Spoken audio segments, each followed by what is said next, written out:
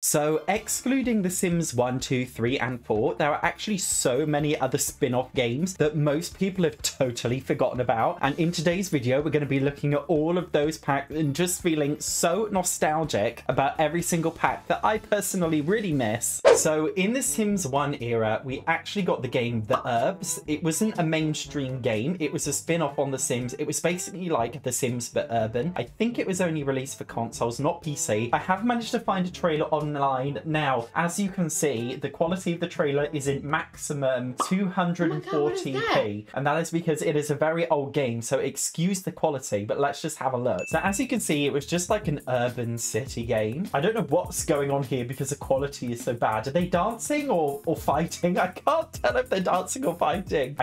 I know that image is very difficult, but you could actually like live on like a rooftop building apartment. We have motorcycles, as you can see. Seems like they had dogs in this pack. It was so long ago it was released, I actually forgot. Are they skateboarding? This is a very strange trailer, like weird things are happening. Oh my god, look at them knocking down all those motorbikes. Urban style, very nice fashion options. Can somebody tell me what is going on here? I have no idea what they're doing. Are they spraying each other with some, are they doing like a ritual with this green aura? Look at that boombox thing. Oh my god, guys, this is iconic. Fighting in a pit. That definitely would not be in The Sims 4. This is not family friendly enough to be a Sims 4 pack. I, for one, would love to see the return of the Urbs. I wouldn't like to see it as a standalone game, but I would like to see it as a game pack or expansion pack for The Sims 4. One pack that I've always been really desperate for in The Sims 4 is another city pack. I know city living, we've already got that pack, which is a city pack, but why do we only need to have just like one city pack? We have a million different suburban worlds in The Sims 4, yet we only have one city world. Why has it been normalized? I would like to see a more like dark urban city pack like this, with maybe, you know, they can introduce cops and robbers into the game again. We could have a little bit of crime in there, something a bit more edgy. I would actually love to see that introduced in The Sims 4. Now, the next spin-off games on my list came out in the Sims 2 era, and they were called the Sims Stories. So we have 3 different packs which kind of work in a very similar way to the Sims 4 Strangerville, where you basically had to follow along a storyline. So I'm on the Sim Wiki now, and we actually have 3 different ones. We have the Sims Life Stories, Pet Stories, and Castaway Stories. I'll just play the trailer as I talk about it. Again, I apologize for the quality. Basically, this one was based on the Sims 2 engine, like it was basically the Sims 2, but it wasn't an expansion pack, it was a separate pack, and it was actually very stripped down version of the Sims, and you basically just have to follow like this very rigid storyline in the game. The first one was Life Stories. This personally was my least favorite one, because for this one it was basically like a very stripped down version of the Sims 2. It was basically taking like some very limited assets from the original Sims 2 game and putting them in a separate file. And I remember the gameplay of this game didn't really take that long to complete. It was so, and you know, like it was a bit of a waste of money, to be honest. The next one coming up is the Sims 2 Pet Stories, which again is a totally standalone pack. And like Life Stories, you basically follow a linear-ish storyline based around pets. Again, I wouldn't really say this pack was that good. It was just like a limited version of the Pets pack. If you already own the Sims 2 with the Pets expansion pack, this, you know, separate game wasn't really worth it. As you can see, it was just a very linear storyline about doing a dog show and things like that and playing with pets. It was basically just like a limited pet simulator. I personally wasn't a fan of it. I didn't really like it when I played it. However, the best stories expansion pack was the third one, which was Castaway Stories, which I'm showing you guys now. This pack is so nostalgic for me. It is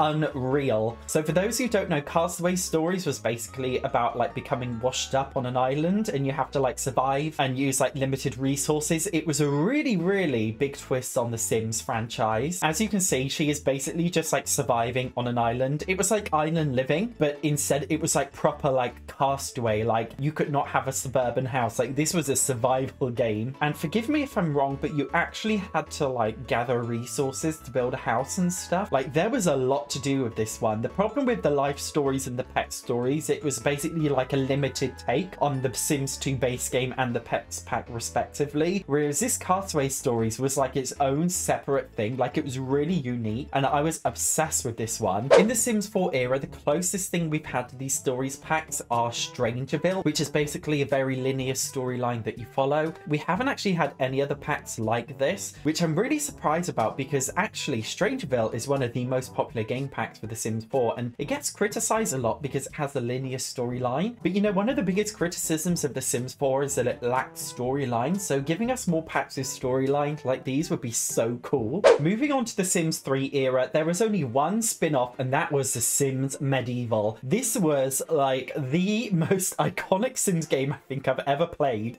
As you can see, I've got the original gameplay trailer on now. It was basically this entire medieval spin-off, but funnily enough, the game was actually built, I think, don't hold me to this, but I'm pretty sure that this game was actually released on a separate engine to The Sims 3 at the time. Unlike The Sims 2 Life Stories, where they basically copied over all the assets, on this one they actually started again from scratch, and The Sims actually had a really unique look to them in this game. As you can see, like, they look nothing like The Sims 3 Sims. Like, this was a really unique spin-off pack. I honestly think they put so much effort into this spin-off compared to any other spin-off. This pack actually came with an expansion called Pirates and Nobles, which I'm showing you the trailer of on the screen now. It basically just adds to it, but in general, this was a really cool spin-off. It was the biggest and most ambitious spin-off I think we've ever seen. You can actually still download it off Origin. I think it's quite cheap actually. In the UK, I think it costs around £10. I don't know what that is in American dollars, maybe $15, $20, I can't remember. But like, if you can afford it and you want to play it, like, this is actually a really fun game, and the graphics and everything, like, it still plays really well these days. Like, don't just knock it because it's old. Like, it was really fun. And the great thing about it is it actually came with like a storyline that you could follow. Obviously, you had the freedom because it is a Sims. You had the freedom to do whatever you want, but you could basically play the game as like a king or a queen. It was really cool. Now, in terms of the Sims 4 era, we have actually received no spin-off games. The only kind of spin-offs we had were the Sims Mobile and the Sims Free Play, which were basically mobile games. To be honest, I wouldn't really